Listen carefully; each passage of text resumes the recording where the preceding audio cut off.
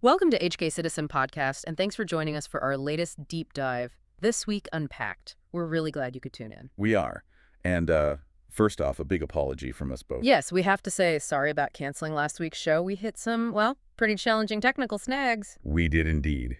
But we're back now, thankfully. Yeah. And as journalists here at hkcitizen.net, we've certainly been busy this past week digging into the headlines. Absolutely. We've sifted through our reporting and picked out 10 key stories we think really deserve a closer look. And the aim, as always, is to give you the crucial insights, the important bits, without drowning you in detail. Exactly. Getting you clued up quickly. There. Right. Let's unpack this week. Right.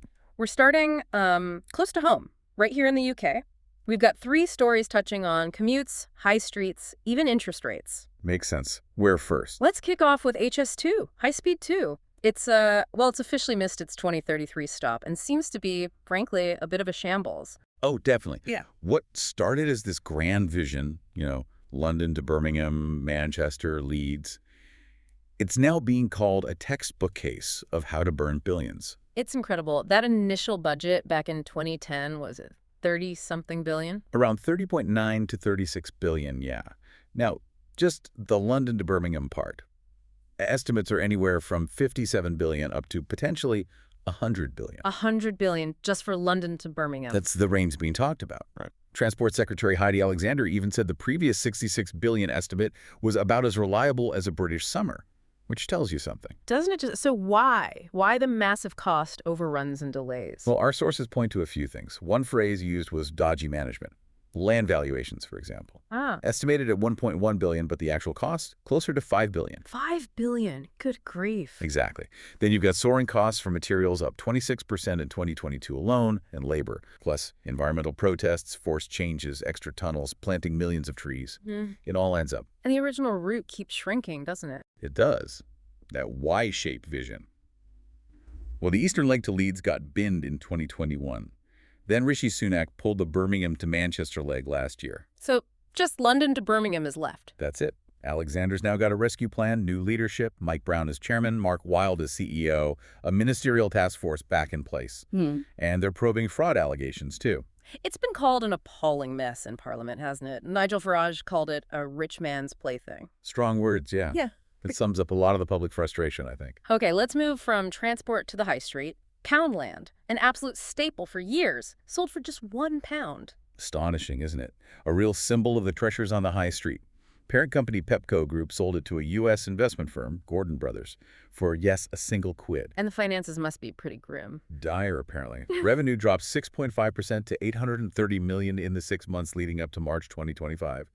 And there's a real threat of mass store closures. How many are we talking? Over a dozen have already gone. Yeah. But the fear is it could be 100, maybe even 200 of their 800-plus stores. That puts around 16,000 jobs at risk. 16,000. Wow. So what's caused this collapse? It sounds like multiple factors hitting at once. It really does seem like a perfect storm. You've got changing shopping habits, people moving to Aldi, Lidl, or online to Amazon, Right. Then the costs are crippling. Rents, wages, logistics, plus that national insurance hike for employers coming next April won't help. Well, competition. Fierce.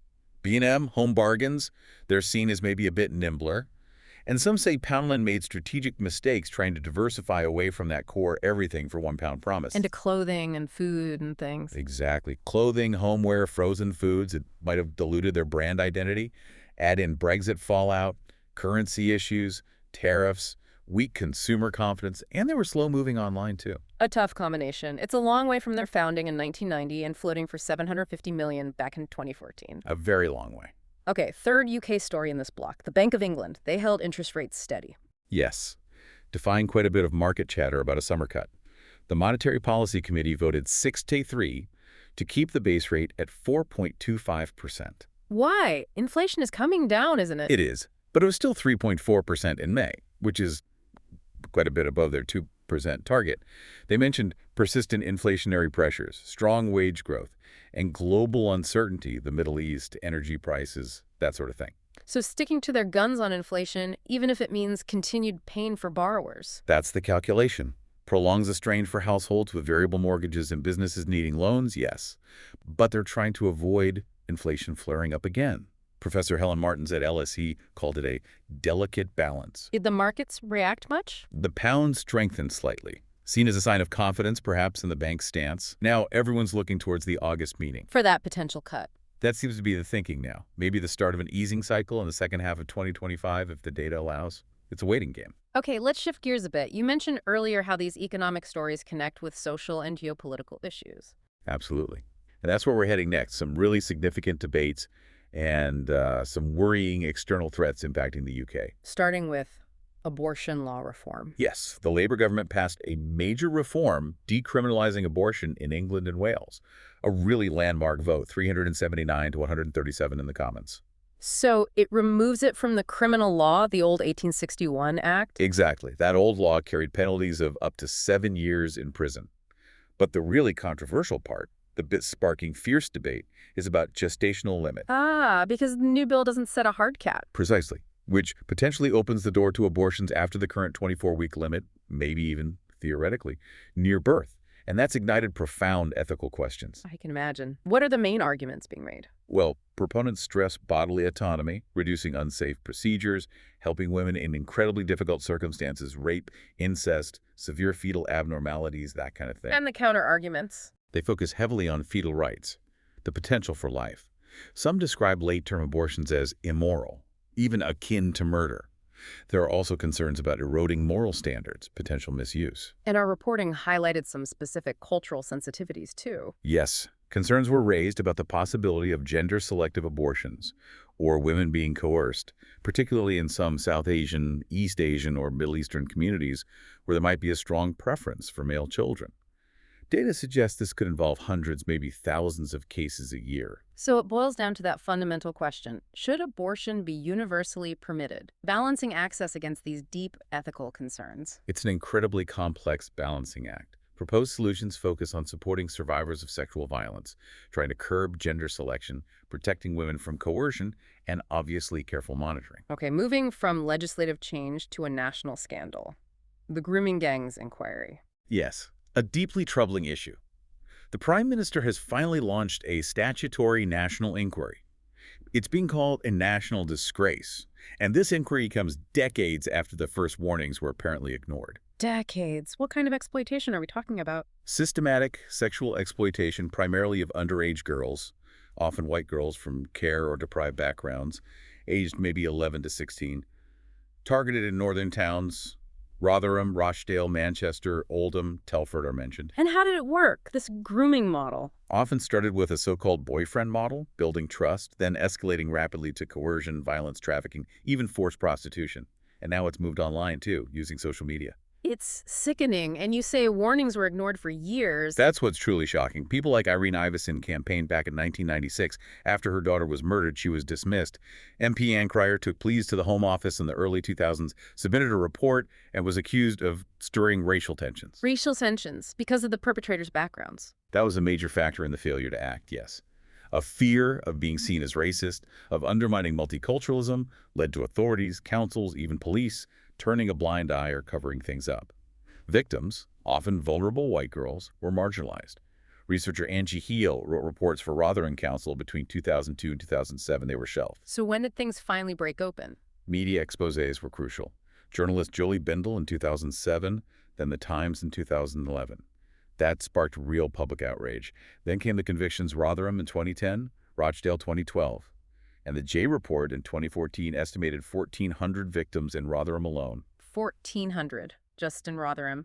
And now, finally, a national inquiry. Starmer initially resisted, didn't he? He did, but the pressure became immense. A damning audit by Louise Casey, relentless campaigning by victims, public fury, even Elon Musk weighed in. It forced a U-turn. What powers will the inquiry have? Statutory powers. It can compel evidence, really dig into the failures of policing councils. The focus now is on supporting victims and, importantly, regulating online spaces where grooming happens. A long overdue reckoning. Okay, let's look outwards now. Geopolitical tensions. MI6 sounding an alarm about Iran. Yes, a stark warning from MI6 and other security experts. The risk of terrorism in the UK is heightened because of escalating Middle East tensions and direct threats from Iran. Direct threats. Explicitly warning the UK, US, and France against supporting Israel, threatening retaliation if they do. Sir Alex Younger, the former MI6 chief, warned Iran might resort to asymmetric warfare. Meaning what exactly? Terrorism, cyber attacks, disrupting the economy, using proxy groups like Hezbollah or the Houthis to attack UK interests. MI5 apparently says they've already stopped 20 Iran-backed plots here since 2022. 20 plots, that's serious. Right. How is the UK government responding? Urging restraint, de-escalation. They did intercept Iranian drones and missiles aimed at Israel previously. Sir Keir Starmer says national interest will guide decisions, but the potential forms of retaliation from Iran are worrying. Attacks on UK military bases abroad, like in Cyprus or Bahrain. Proxy terror attacks on British citizens or interests anywhere. Cyber warfare targeting UK infrastructure. Maybe even trying to blockade the Strait of Hormuz, which would hit global oil supplies hard. So what preventative measures are being taken? More RAF jets deployed, Royal Navy minesweepers in the region, intensified intelligence gathering by MI5, diplomatic efforts, sanctions, the usual toolkit, but ramped up. And advice for the public. Stay alert, basically, especially in crowded places. Follow official advice, have emergency plans, practice good cybersecurity, report anything suspicious. Community vigilance is key. A very tense situation. Right, staying with geopolitics but closer to home. Gibraltar. There's a new border agreement causing a stir. That's right, a landmark deal between the UK, Spain, and the EU. It effectively scraps border controls between Gibraltar and Spain. So free movement, like the Schengen area. The de facto Schengen status, yes. Mm-hmm. But here's the rub. Spanish or EU border guards will handle the checks at the entry points, and British citizens will need their passports to enter Gibraltar from Spain. Right. I can see why that's controversial. De facto surrender of sovereignty is the phrase being used. By critics, yes. They fear it undermines British sovereignty and might encourage Spain's long-standing claim to the territory. Remind us of the history there. Gibraltar was ceded to Britain way back in 1713, Treaty of Utrecht. It's strategically vital, the key to the Mediterranean, a NATO outpost. And Gibraltarians themselves have voted overwhelmingly, like 99% overwhelmingly in referendums in 67 and 02, to remain British. Some are drawing parallels with the Chagos Islands situation. They are, where the UK recently transferred sovereignty to Mauritius. There's concern this Gibraltar deal could be seen as another step back from overseas territories. What does Gibraltar's own leader say? Chief Minister Fabian Picardo insists the deal is essential for prosperity and doesn't compromise sovereignty or the military base. But public reaction is very mixed. Some locals feel sold out. Tory hardliners are calling it a betrayal. And the expert view.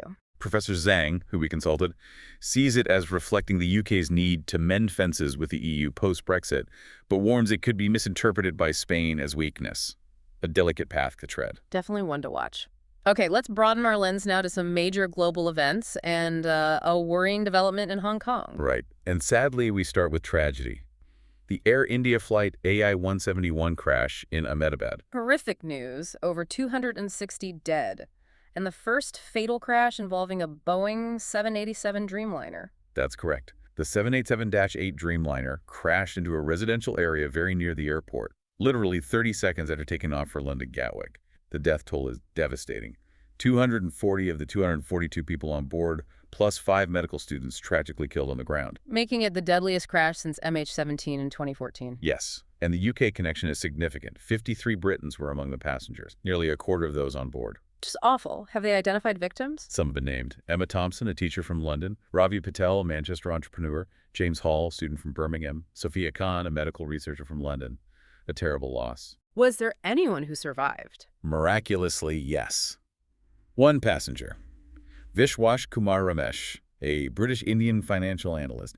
He was apparently near an emergency exit and described a deafening explosion and then just a nightmare of smoke and bodies. Unimaginable.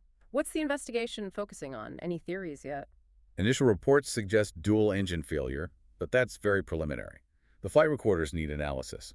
Speculation is running wild, of course. Bird strike maybe, though experts say that's highly unlikely to take out both engines. What about manufacturing flaws, given Boeing's recent issues? That's definitely being discussed. There was that whistleblower earlier this year alleging corner cutting at Boeing. Then there's pilot error, or even sabotage, though the authorities seem to be dismissing that last one. Extreme heat affecting engine performance has also been mentioned as a possibility. And Boeing is under such scrutiny already, isn't it? The 737 and MAX crashes, the Alaska Airlines door plug. Exactly. While the 787 is a different aircraft series, this inevitably puts more pressure on Boeing. Remember, the entire 787 fleet was grounded back in 2013 because of battery fires. What's the immediate fallout? India is reportedly considering grounding its 787 fleet pending investigation. and Boeing shares took an 8% hit straight away. A terrible tragedy with potentially wide-ranging consequences. Okay, let's shift focus to Hong Kong now. A mobile game being banned. Yes, anti-unification, flames of war. The Hong Kong SAR government has announced a blanket ban. On what grounds? Violations of the National Security Law, the NSL, and also Article 23 of the Basic Law. They accuse the game of promoting secession, inciting rebellion, and having links to Taiwan and Hong Kong independence movements. That sounds sweeping for a mobile game. What are the implications for people who play it? The police warning was stark. Downloading, sharing, promoting it, even just making in-game purchases could result in up to 7 years in prison. They've ordered app stores to remove it. 7 years for playing a game. That's the warning. Ironically, the ban caused a surge in downloads right before it was pulled itshot to #1 in the adventure game charts briefly. The developers claimed it proved the game's impact. But the bigger picture here is about freedom, isn't it? Absolutely. It's seen as the NSL extending its reach deep into entertainment and potentially private life. Ideological control seems to be tightening. When freedoms of assembly and protest are already restricted, this feels like another turn of the screw. That's the fear. An anonymous legal scholar commented, "When playing a game can land you in jail, the chilling effect erodes everyday life.